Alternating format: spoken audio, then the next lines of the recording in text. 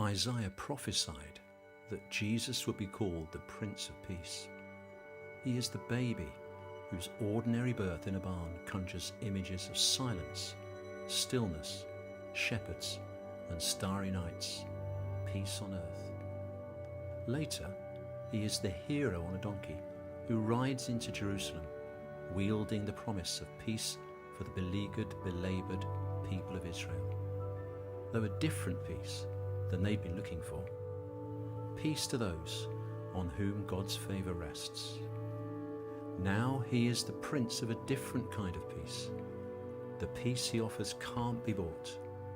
It can't be earned. It can't be achieved through cessation of struggle, conflict or war. It's a peace that can only be found by gazing on his beauty, trusting in his wisdom and power, and knowing his love. His peace passes understanding. Jesus is the Prince of Peace, and, according to him, we are his peacemakers. It is we who are called to make peace in the world by doing what Jesus did, bringing healing to those who hurt, giving hope to those who mourn, showing compassion and understanding to those who have lost their way, interceding for the broken, advocating for the powerless. Blessed are the peacemakers, for they will be called the children of God. May we live up to that call.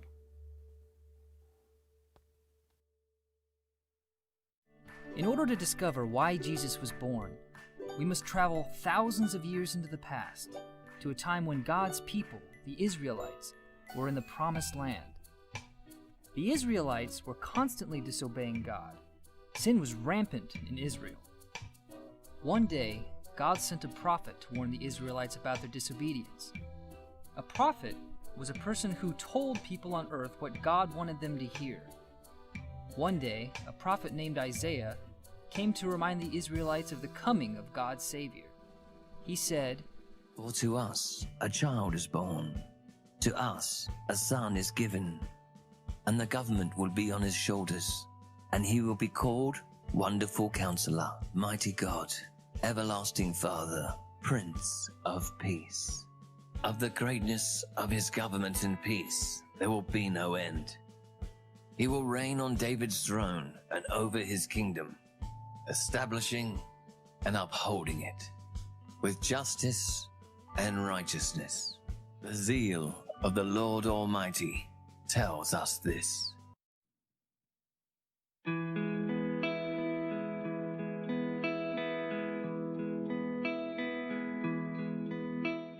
Oh, holy night, the stars are brightly shining.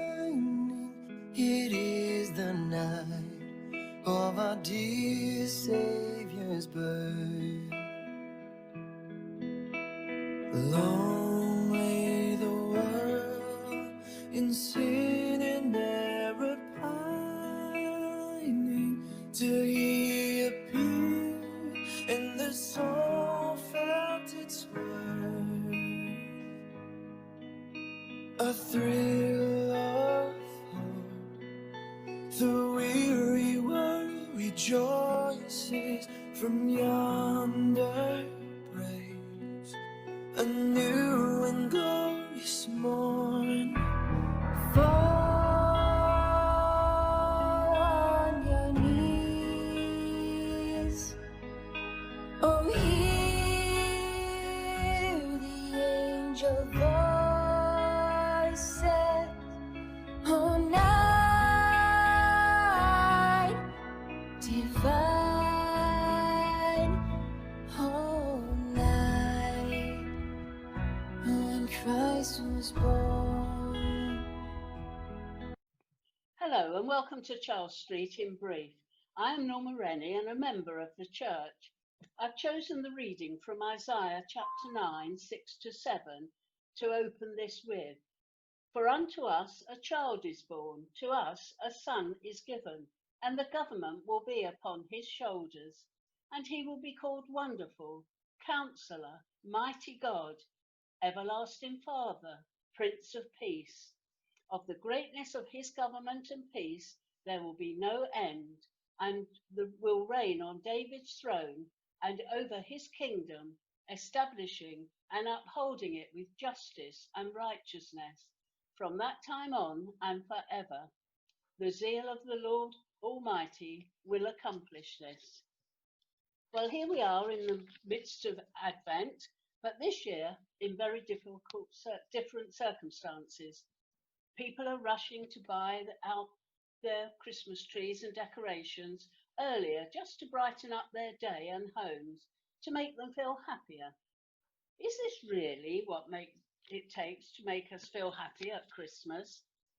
When we look at the things like tinsel that twinkles in the light for a while, but soon becomes tarnished, or the decorations which so easily break, nothing really durable there.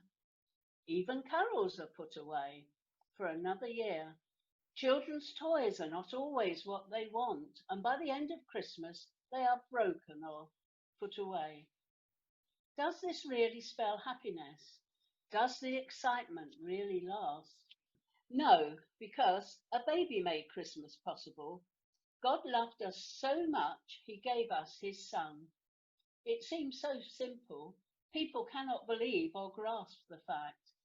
But at Advent, we have to remember it wasn't the baby who sacrificed for us and gave us peace and love, but the man who hung on the cross for us. Jesus made it possible for us to know him and live for him, not just at Christmas, but forever. So this Christmas, we have two choices. We can be flustered by festivities or calmed by Christ. I love Christmas as a time of giving and sharing. I do like a tree and decorations too, but we do have to make a choice of whether the real meaning of Christmas is for us. I love the following letter. If you look for me at Christmas, you won't need a special star. I'm no longer just in Bethlehem. I'm right there where you are. You may not be aware of me amid the celebrations. You'll have to look beyond the stores and all the decorations, but if you take a moment from your lists of things to do and listen to your heart, you'll find I'm waiting there for you. You're the one I want to be with. You're the reason that I came, and you'll find me in the stillness as I'm whispering your name. Love, Jesus.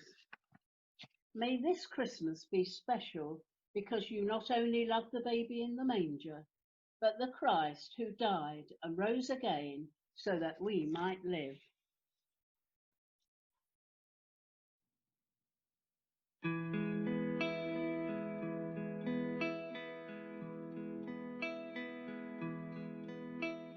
Oh, holy night, the stars are brightly shining. It is the night of our dear Savior's birth. Long lay the world in sin and error pining, till he appeared and the soul felt its worth. A thrill of hope, the weary world rejoices from yonder praise. A new and glorious morn. Fall on your knees. Oh, hear the angel voices. Oh, night divine. Oh, night when Christ was born. Led by the light of faith serenely beaming, with glowing hearts by his cradle we stand. Led by the light, our stars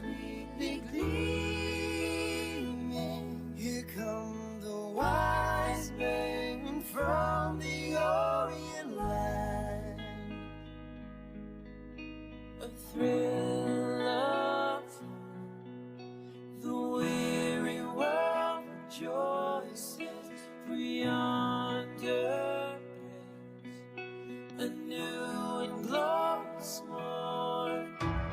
Fall on your knees, oh, hear the angel voices, oh, night divine, oh, night when Christ was born. Fall on your knees, oh, hear the angel voices, oh, night divine, oh, night when Christ was born.